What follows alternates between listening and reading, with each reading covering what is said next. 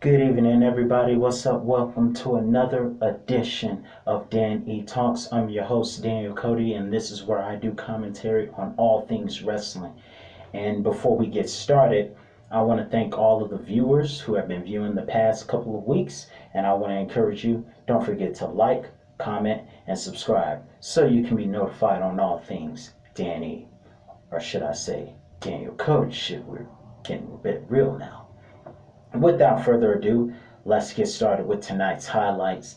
And I gotta say, what a heck of a chaotic end to Friday Night Smackdown tonight. I literally lost my voice for a second because Daniel Bryan hit his signature running knee on Edge.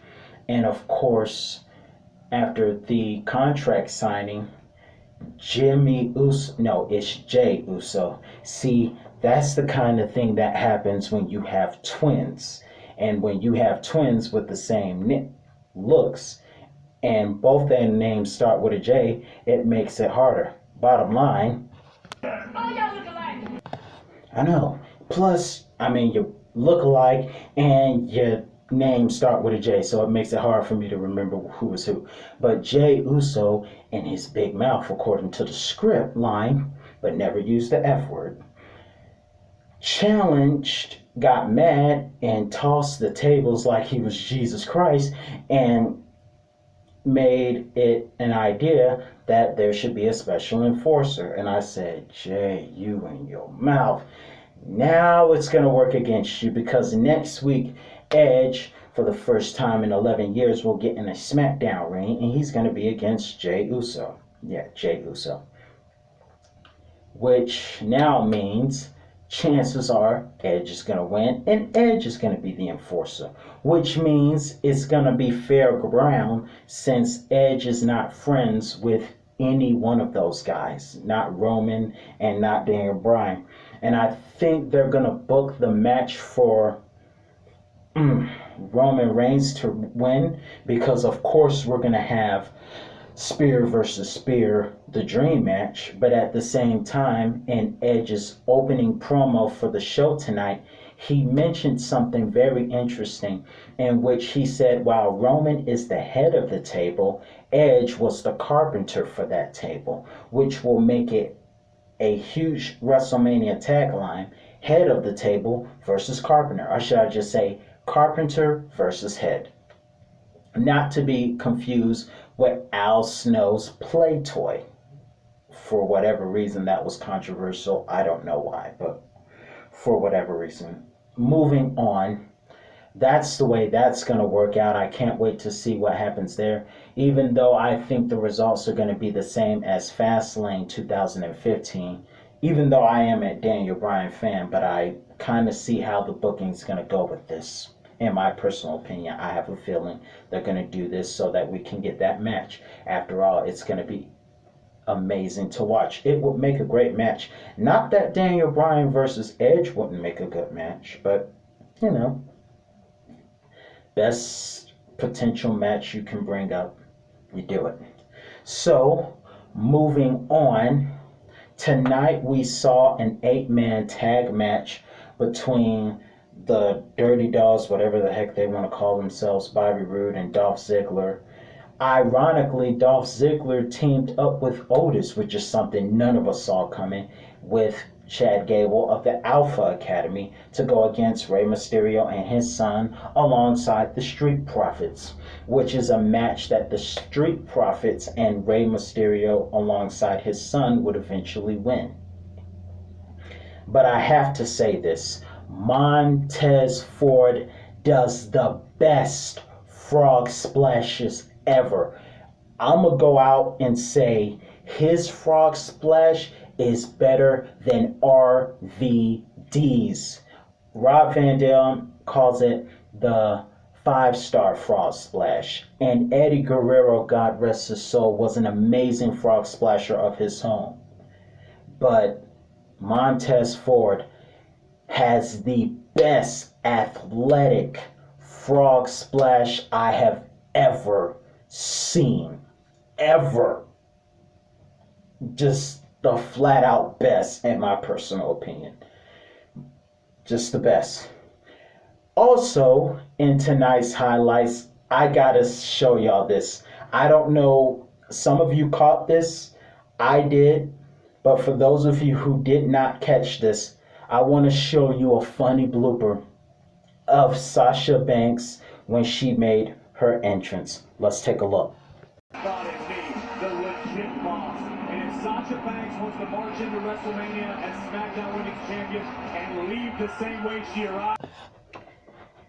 Yes, ladies and gentlemen, accidents happen. I could not find it, but Sasha is not the only one to have an accident. It turns out that many years back, Brock Lesnar, during his time as Undisputed Champion on SmackDown in '03, did this exact same thing. I can't find out where, but Brock Lesnar, you know how he comes to the ramp and he bounces a little bit and does this part. That's where he drops the championship and it falls to the floor and he has to get it back up. Bloopers happen. It happens. It was funny, but it happens. So that happened with her, and Bianca Belair are set to team up to face Nia Jax and Shayna Baszler, who are the women's tag team champions, at Fastlane next Sunday. However, there's a twist because now Reginald is in Nia's corner, and I just gotta say, a guy, this is just for humor, but Reggie, it doesn't look right when a guy has a woman spend all of her money on you.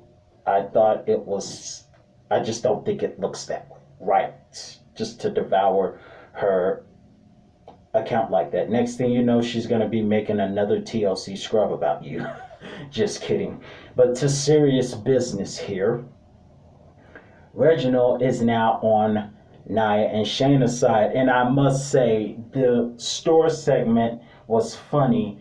However, the part that sticks out was funny to me was Shayna Baszler just standing there like a teenage daughter, just texting the entire time. Just, she is so not interested in this situation, and I don't blame her, to be honest.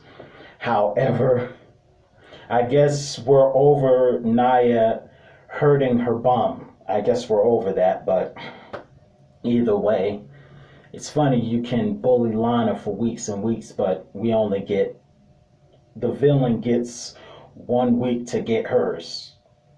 This is wow. But either way, Reginald continues to be a pest, and I think this angle is only going to bring heat to the situation of Bianca Belair and Sasha Banks, especially with Sasha calling Bianca rookie in the locker room and backstage. This is only going to bring heat. And I said earlier that those two would be a reminder of John Cena and Shawn Michaels in '07. Except they looked cool at first, and then Shawn Michaels turned on them later on. But somebody from the other team, ironically Randy Orton and Edge, brought heat to the situation. Now, in this particular moment, it's Reginald bringing heat to the situation between Bianca and Sasha. And I just want to get this off my chest. I think Sasha's a great wrestler and everything, but can someone please tell me what is with this strange laugh she has? What? I don't get it. I'm just saying, strange laugh. Everything else about her is cool, but that laugh, I don't know. I don't know about the laugh thing. Just anyway, that part is only going to bring tension to them. Reginald is still a pest. So that's all for SmackDown's highlights, and I kind of hope that Banks and Belair win the tag team championships, but I guarantee you if they don't, it's only going to bring a lot more heat to the situation. That's all for SmackDown. Let's head over to Monday Night Raw.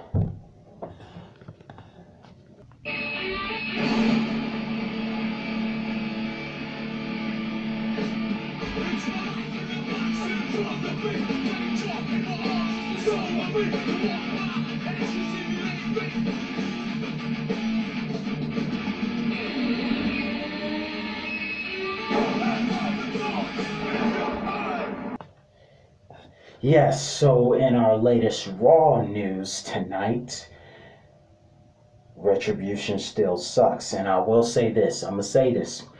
Matt Riddle went one-on-one with one of the Retribution members known as Slapjack.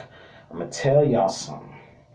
If WWE does not start booking these guys right, when their contract expires, they're going to be in AEW. T-Bar, who we know as Dominic Dijakovic, Mia Yim, well, unless Keith Lee stays. And I'm going to tell y'all something. The Retribution members, with the exception of Mustafa Ali, they're going to go to AEW, and y'all going to be sorry.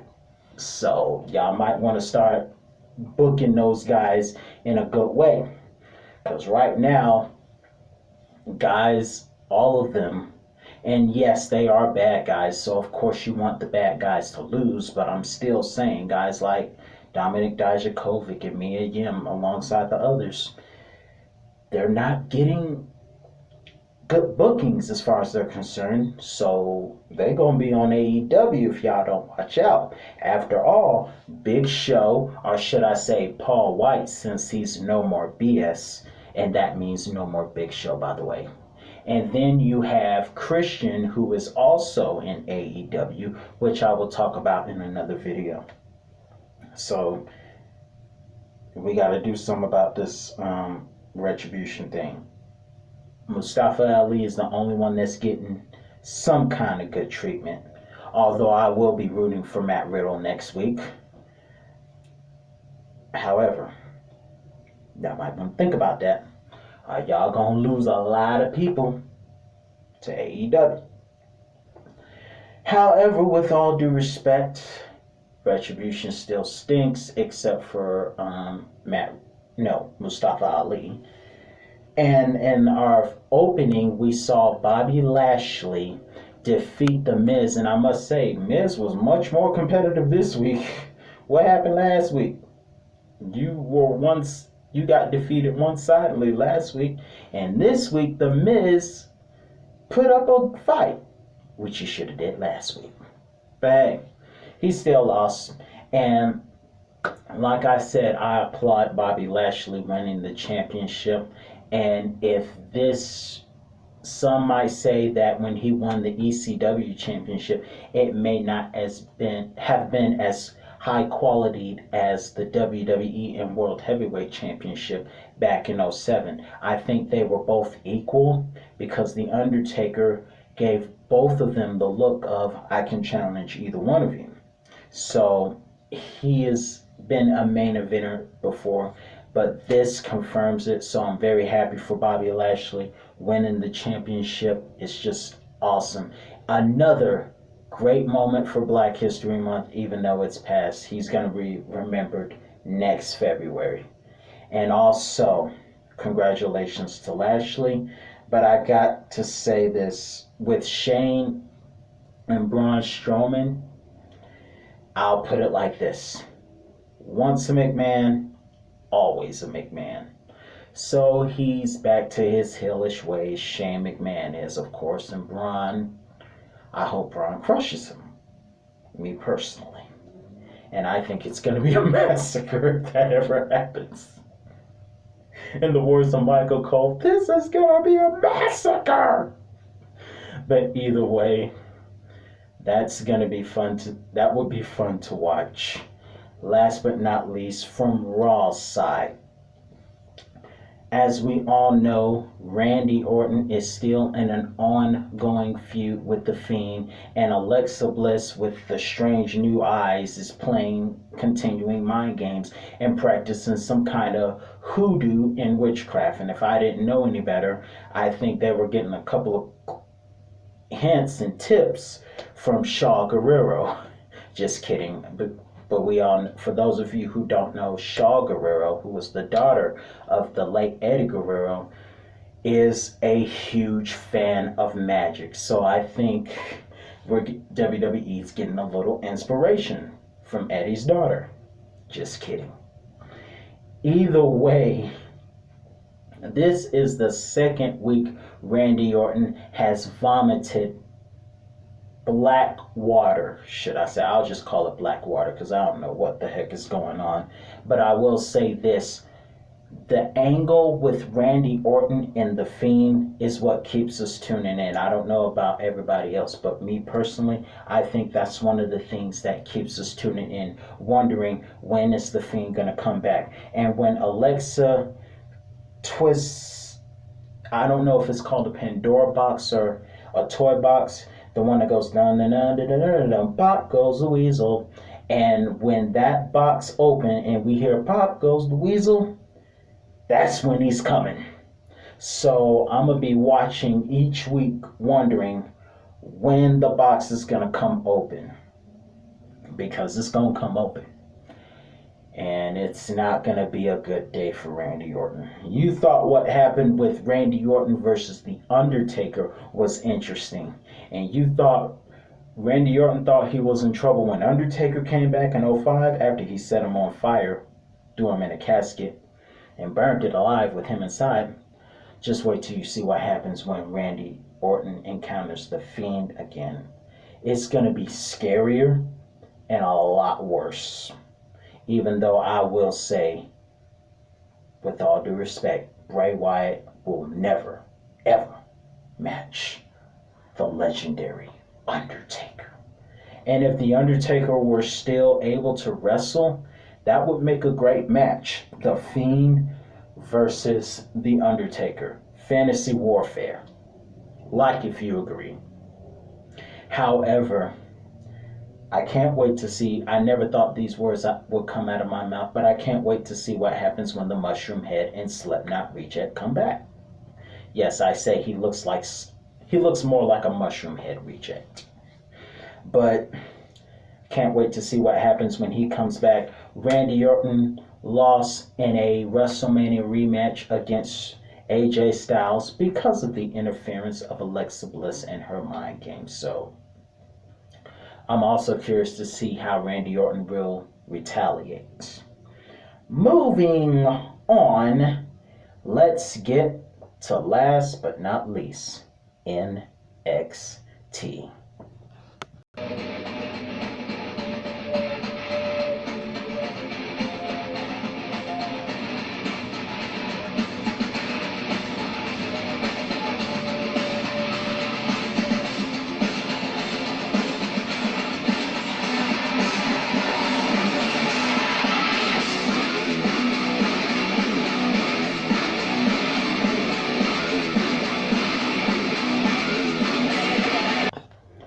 Yes, indeed. NXT is an amazing show. Before I go any further, I need to address something real quick. I want to apologize.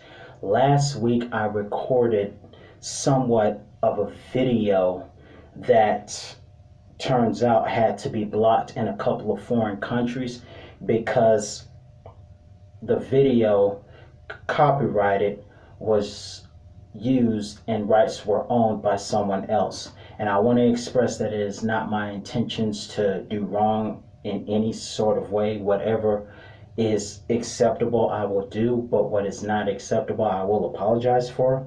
However, I just wanted to get that off my chest real quick because last week I used a NXT video and they said I didn't need to change anything, just be careful, and that's what I'm going to do my best to do. Now, getting into NXT's highlights. What an interesting night. NXT is very unpredictable sometimes, and I did not see coming what happened next.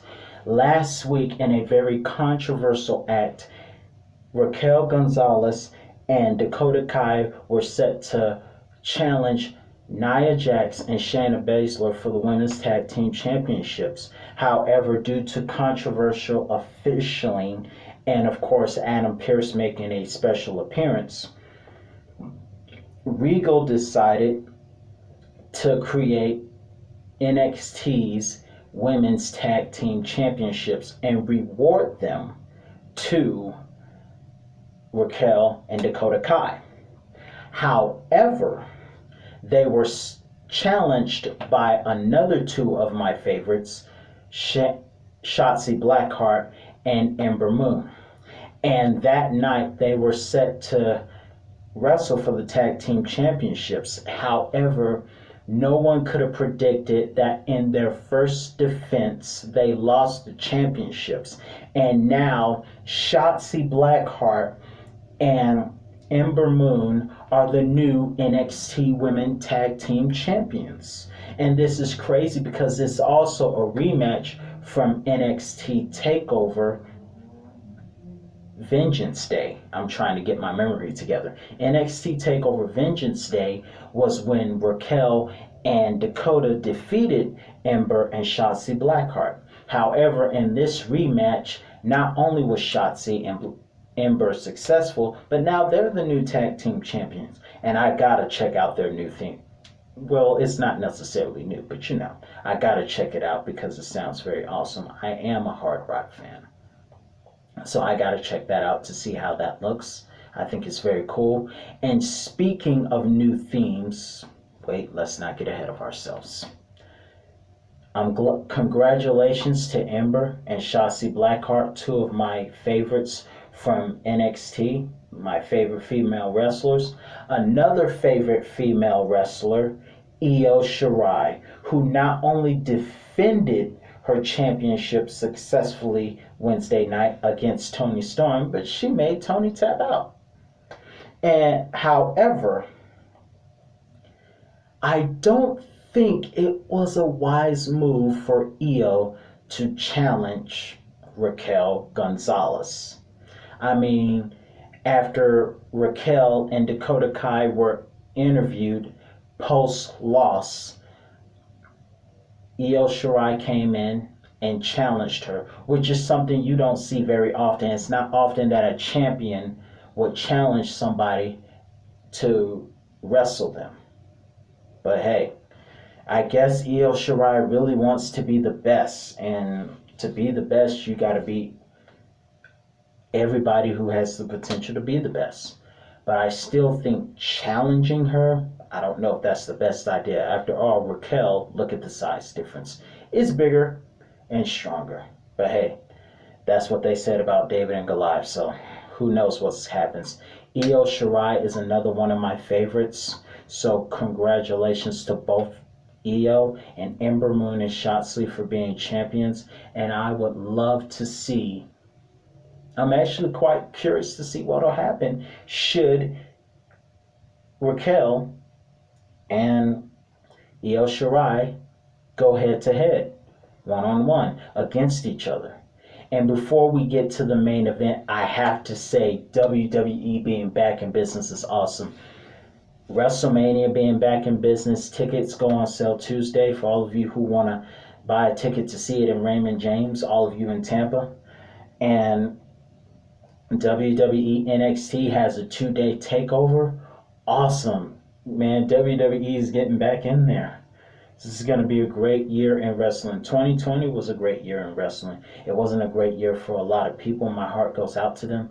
But this year is going to be a great year for wrestling fans. The fans are coming back into events. It's going to be awesome. Can't wait to see what happens at both takeover events. WrestleMania has a 2-night. NXT has their own 2-night. It's going to be exciting. Can't wait. Last but not least, let's get into NXT's main event. Adam Cole versus Finn Balor for the NXT Championship. Great match.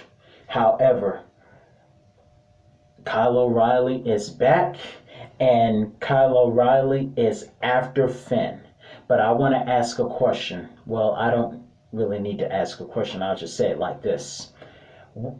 While Finn Balor did defeat Adam Cole, and Kyle O'Reilly, who paid tribute, contributed to Finn Balor winning, came and attacked Adam Cole. and they began to brawl on the outside, and Finn Balor was left standing in the ring. As God is my witness, I knew Karrion Kross was behind him. I knew it. God is my witness. I said, as Finn was standing in the ring with this championship, I said, Karrion Kross is behind you. And guess what? He was. So I cannot wait to see that match happen. I think that match is going to be a part of a takeover. That is a takeover worthy match. Can't wait to see what happens. Keep in mind, Karrion Kross never lost his championship. He had to relinquish it because of injury. So, can't wait to see what happens. And this has been another show with Daniel Cody hosting Danny Talks. And I will see you again next time.